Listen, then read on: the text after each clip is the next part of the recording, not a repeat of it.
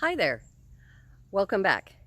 I'm Lee Sharon, and this is the 2021 Old Tavern Farm Kitchen Garden. We have been working really hard in the past couple of weeks to try to get everything set in, put in, planted.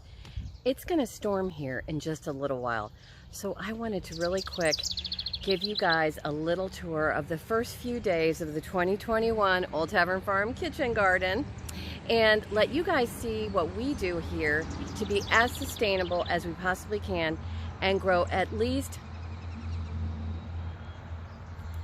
a year's worth of food.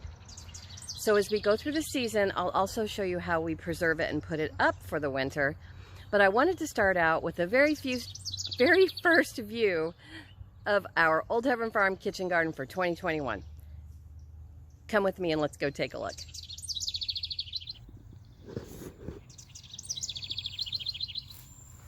The very first thing I put in was my onions. There's about 700 onions here, and I'll drop a link in the description box as to where I got them and what they are. These on the left are Red Wing red onions, and these on the right are Copra yellow, and they are both really good for putting up and for preserving over the year. They're good storage onions, so that's what we went with this year. I put these in about 5 weeks ago as little plant starts. Next to that is broccoli, and these in this store-bought, and this is grown by seed. I also mix the marigolds in to try to keep the bugs down. Okay, next to the broccoli is a bed of chamomile. It takes a little while to come up. It's being started from seed, so I'll show you that when it gets bigger. This is 3 banks worth of beans, shell beans. These are painted pony. This right here is black-eyed pea. And down at the end there is top crop, just plain old green beans. Next to that is, these are lima beans, and they're gonna crawl up this trellis. I've got trellis on both sides of this aisle way here, if you can see. And they're growing up both sides. And down at the end, we have put these pig panels. We call them pig panels. Some people call them cow panels. Anyway, they are single unit. They're about 16 feet long. This one's a little bit shorter, so it made a lower archway. But underneath here, on each side of this path, is lettuce. And so the lettuce is going to grow up, hopefully, under the shade of these lima beans. They're coming along a little bit slowly, so there might not be too much shade, but there's always going to be something in July that wants a little shade. So these beds here and over here are going to continue to rotate through things that like shade. And these archways are going to have nothing but lima beans. So that's going to be fun.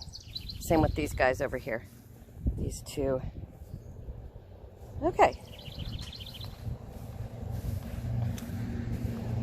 Next to that, we have beans. These are the really ubiquitous, famous mystery bean that we forgot to label, so we don't know what they are. Down at the far end, we have black beans, and you can see what they look like. They're looking good.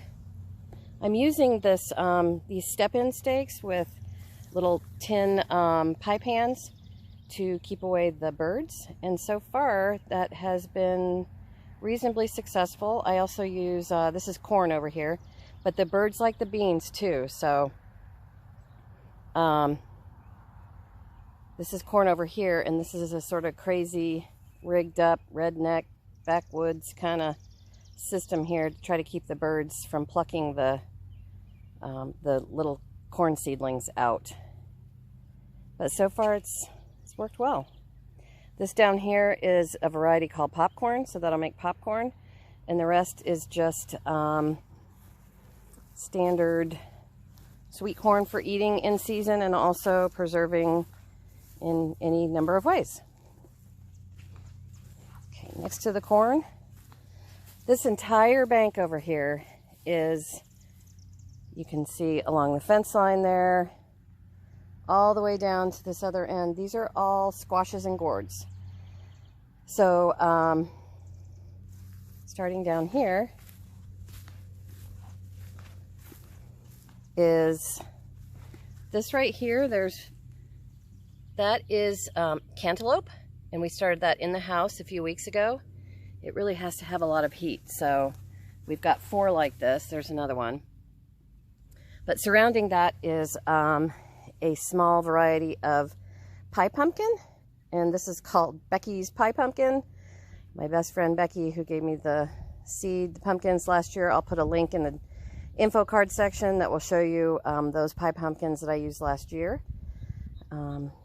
Over here against the fence line and all the way down is a white winter squash.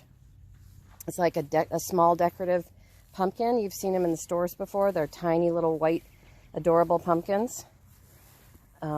This variety here is Connecticut, cornfield pumpkin from Seed Savers Exchange.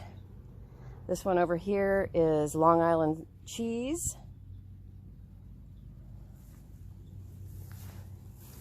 And down at the end, we have our little zucchini patch. I still have quite a bit of zucchini left in the freezer, so I'm not focusing too strongly on zucchini this year, but we do have a few. Now, one of our more exciting experiments this year is this plant right here. Now, the UK gardeners seem to really have embraced this particular shell bean, but it was hard to find here in America. This is called Greek Giganta, and they make basically like a lima bean, but it's a much larger bean and a much larger pod. So I bought these on Amazon, and they were actually, you can see them, they're growing up along the fence line all through here. I had to buy them as a dried eating bean, so I'm hoping that this variety I got is actually going to form fruit. That could possibly be debatable, but I thought I'd try it anyway. But you can see all the way down that fence line the Greek Giganta bean. So that's something fun to watch. This piece of very sad, poor looking soil is home to my basil. You can see it right there. There's a little basil seedling all the way down that row. Now, right next to that is our tomatoes. This variety is called Amish Paste, and these are very meaty, low in seeds type of plum tomato that I'll use to make sauce with, and also dry. And next to them is our peppers. So this is a mix of peppers. We have 3 different kinds of peppers. We have King of the North bell peppers, we have poblano peppers, and we have Cubanelle peppers. And these unfortunately got mixed up in the seed modules. So we'll have to see what they are when they start making fruit. Okay, next to them, this is a variety of tomato we got for free. This is called Triple L Climbing Tomato, and this is going to train up onto this fence panel right here. There's just a few of these. We actually got them free with a seed order during the spring, so we thought, well, what the heck, let's try them out. So I don't know anything about these, but we're going to find out together. Now over here is a variety of tomato called Mortgage Lifter. This is going to be our eating tomato, and of course I will dry them and preserve them in any way, number of ways. That's what they look like. They're sort of our beefsteak type of tomato. All right, right next door is, these are mammoth sunflowers. More sunflowers over here. And this is actually an empty bed I forgot to plant. Right next to the sunflowers, up the bed, is cucumbers. And right next door is cabbage on the right and cauliflower on the left. And next to the cucumbers on the other side is our kale. We have red Russian and a variety called Siberian Improved. That's this one here. Siberian Improved. Next to them we have more shell beans. And right here in front of us is a variety called Lina Cisco Bird Egg.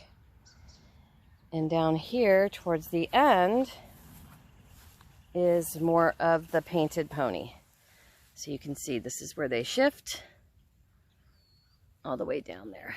So we kind of went crazy with the shell beans this year, so it'll be interesting to see how they put up, how they produce, etc. This looks like an empty bed, but in actuality, this is our bed of dill. Okay, so this whole entire bed is dill. I love dill, and I use a lot of it in my pickles. And so again, this, to orient you, this is, we came back around to where the onions are. And this whole entire bed is dill. Now, one thing we do, and we actually found last year to be kind of a game changer, is these pathways are all lined with grass clippings. Clean grass clippings that come out of a catch basket out of our zero-turn lawnmower. And we just, you can see there's sort of a new batch there. And down here closer to us is an older batch. And as we walk into the annex garden here, you'll see I just put this these grass clippings down a couple days ago. And now this is what we call our annex garden. We started this garden last year in response to the craziness that was going on in our world in a number of ways. And so we are growing as much food as we can. So if we have to close the gate and live on our own, then we hopefully can do that. That's the goal. Over here, underneath that mesh, we take this bird netting and use these step-in stakes. This is corn. And over here across the aisleway, I've been watering this morning. This whole row right here is potatoes, yellow potatoes. And I like to use the hilling method for potatoes. So the first batch of the potatoes has not come up yet. Just orient you here. Hasn't come up yet, but I expect it to in the next few days. Then I'll just pull over some of that soil that's mounded on the right, and we'll go from there. My husband brought home this shipping crate, and since wood is so expensive these days, I'm using this for something. We're not just throwing it in the pallet dumpster anymore. This is actually going to be a container garden of potatoes. So over here, let me just show you the last little bit of this garden. We have alternately tomatoes, peppers. These tomatoes are the Amish paste variety. Peppers are all poblanos in this bed. Some more tomatoes. Peppers.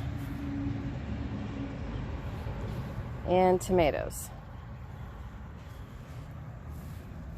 Up there on the far side edge, I planted broccoli seeds. So we'll just see if they come up. They actually have come up. but they're very small. And let me see if I can find one for you. There's one right there.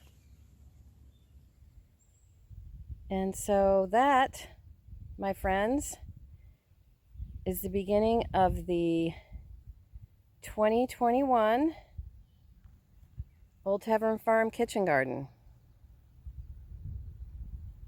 So I have a lot more to tell you about what's going on the farm, and I'll save that for the next video.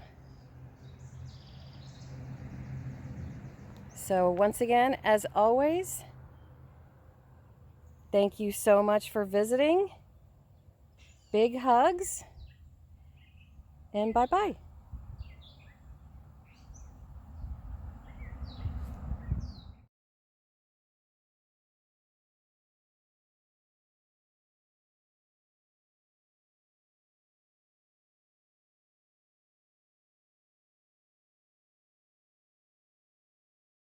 Another very successful bed we've got this year is this wonderful, very lush bed of Rhachis cysphistus. You can see here, this is an excellent example of what we've got going here in this bed. And there's so many to pick from. There's smaller Rhachis cysphistus, slightly larger Rhachis cysphistus. And the fun thing is, wherever you actually reach, you can come right up with as many Rhachis cysphistus that you can possibly want. Here is another wonderful example of a fully mature bed of Rhachis cysphistus.